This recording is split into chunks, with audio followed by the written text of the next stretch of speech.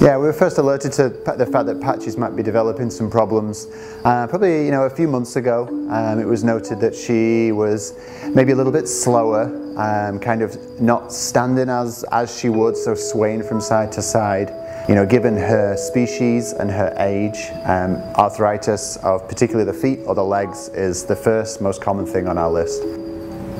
Everything's provided for through their life, so if you compare animals that we have compared to animals in the wild, there's a lot less pressures on them to find food or hunt for food, or there's less pressures to be hunted or to escape from danger.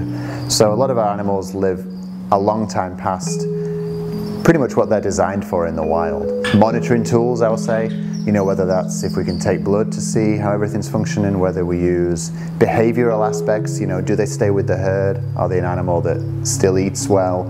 Is it maintaining weight? Does the animal appear to be happy and comfortable? We use a lot of these things to determine what we will call quality of life and whether that animal is doing well and is comfortable in its environment.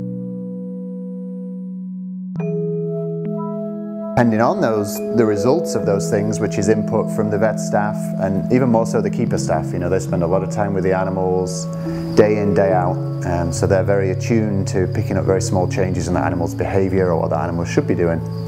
And they're really our eyes and ears, and we rely on them. We can give pain medications which would be helpful, and we use those judiciously to try and help the animals cope, be comfortable, and not just get through the day, but I think get through every day and be happy and comfortable in it. It's not just about survival. I think it's giving these animals a good quality of life. But it looks like there is some arthritic changes in there, which is pretty consistent with her clinical signs and her age. It's very much a team effort with the vets and the keeper staff and the curators coming together and putting all the information together. So that's how well is she adapting to her disease process, how well is she doing with the pain medications, can we go anywhere else with drugs, is there different things we can try, and then is there different things we should try. So just because we can do a multitude of things, is that right for that animal? And I think you take all that information and piece it together and you come up with a team decision. And I don't think there's okay, this is for Patches, we say, okay, enough's enough. I think it's the general feeling that kind of gathers over time.